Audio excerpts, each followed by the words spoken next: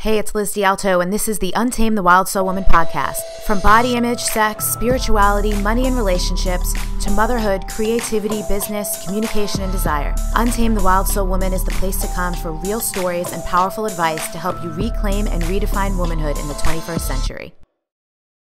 Hello, sweet treats, wild friends, and lovers of all things Untamed. Real quick before we dive into today's show, I just wanted to make sure you know where to go for all of the other extra resources that I create, not just here related to the podcast, but in general. So everything related to the Untame Yourself world exists over at untameyourself.com. You can head over there and enter your name and email anywhere on that homepage, and you will get email notifications every week when we write blog posts, which often are just deeper dives into the topics that we talk about here on the podcast.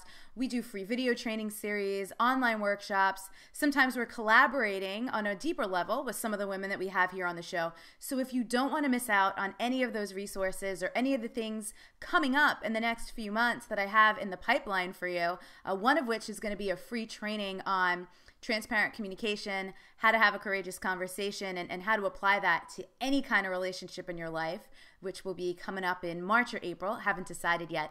Definitely enter your name and email at untameyourself.com so you don't miss out on any of those things. Also over there, for those of you who really love the show, who really love the conversations with women and really crave to connect with women like you, who are on a similar path to you, but in a real life setting, like to get out of your town and to connect in person and circle up with women who you really can connect with, women who get you and will support you. I have a couple Untame Yourself weekend retreats going on in 2016, the next of which is April 29th through May 1st here in San Diego. So if that's something you're interested in, just to quickly let you know, what we really hone in on in those weekend retreats are the four main areas in life: health, wealth, relationships, and spirituality. So if you have anything that you'd like to work on, expand into, become more available and receptive for in any of those categories, check out a retreat. You can apply at untameyourself.com/weekend-retreat. And when you apply, I see all the applications. They come straight to me. If it's a good fit, I'll be in touch to schedule an interview and we'll go from there. So that was it. Just what I wanted to share with you before we get rolling today. Now for today's show. Elizabeth DiAlto here, your host for the Untame the Wild Soul Woman podcast. And today's Ask Elizabeth episode is about something that I have been in inquiry and exploration myself around for years and years and years, since I first got into personal development and first encountered the concept of emotional triggers or psychological triggers. And the place where I first encountered them was reading the book by Debbie Ford, The Dark Side of the Light Chasers.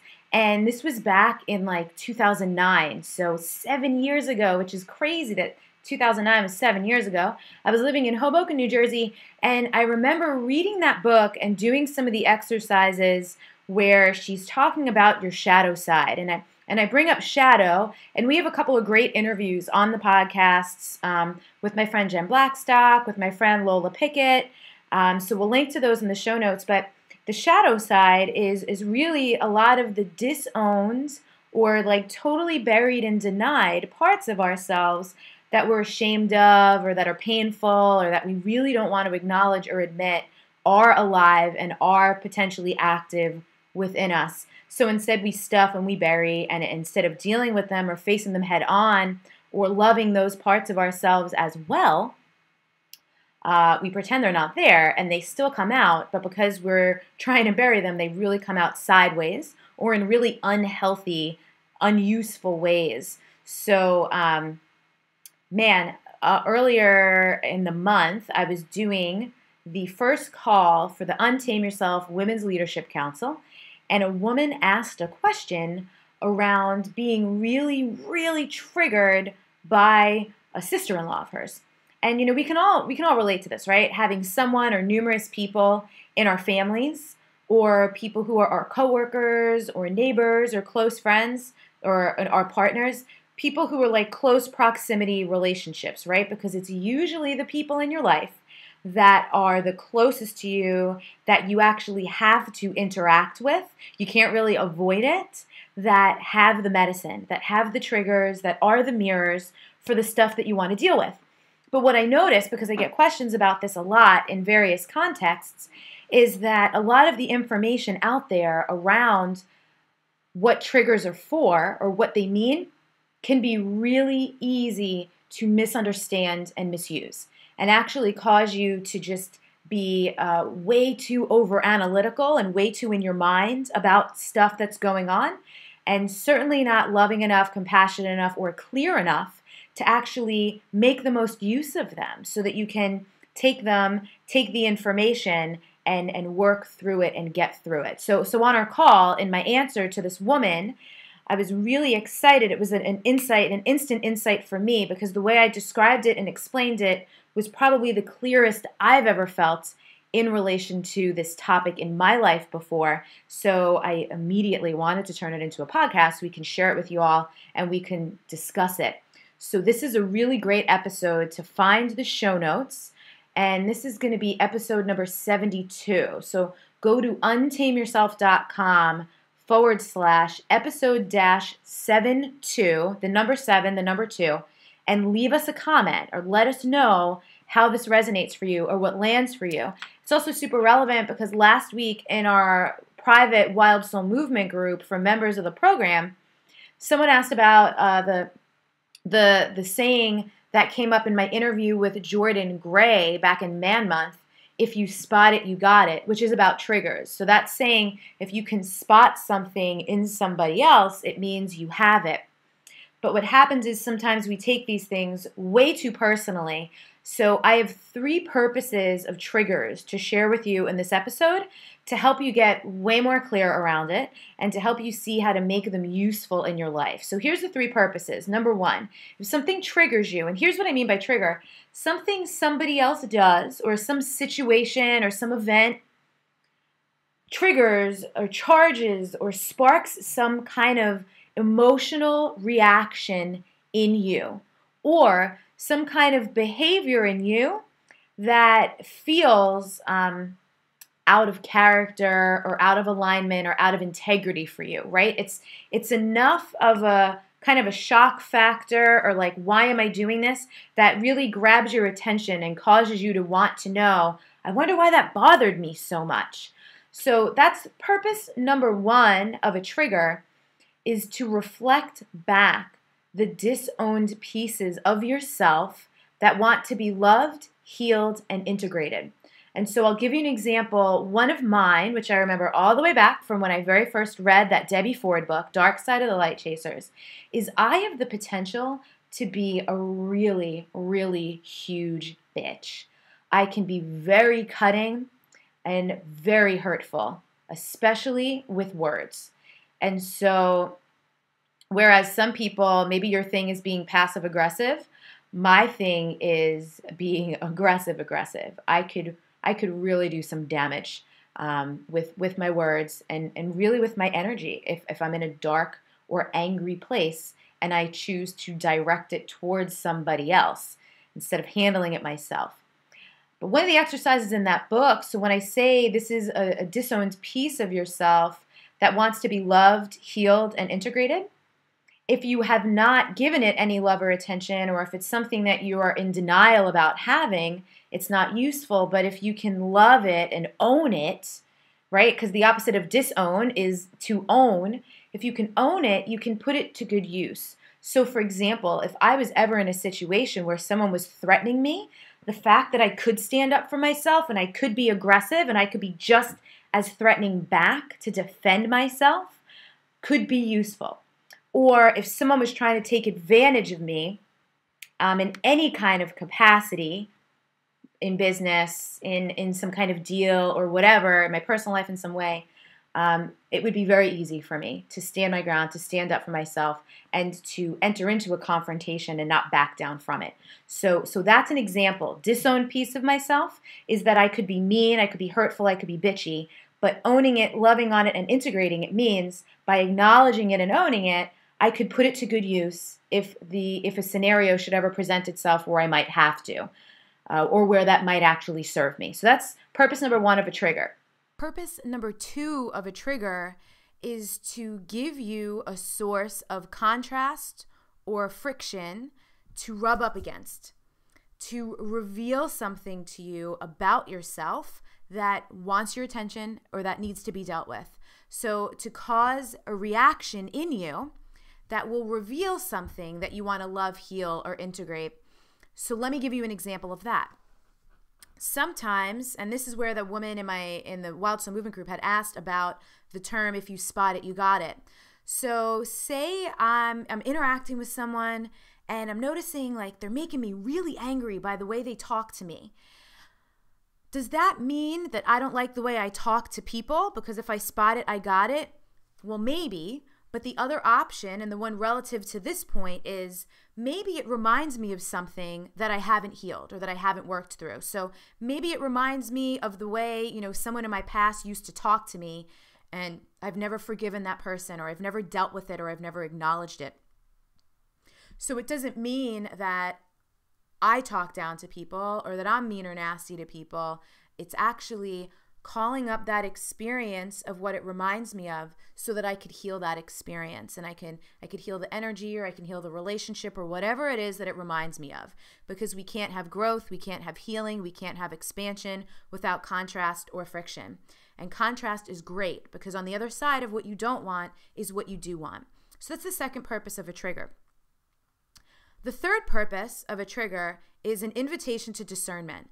This means the thing, whatever it is that's triggering you, some people just energetically, you're not going to vibe with them. That's what discernment is all about. It just shows you what you want and what you don't want, what is for you and what isn't for you. So it helps you to get clear on what resonates for you and what's in alignment.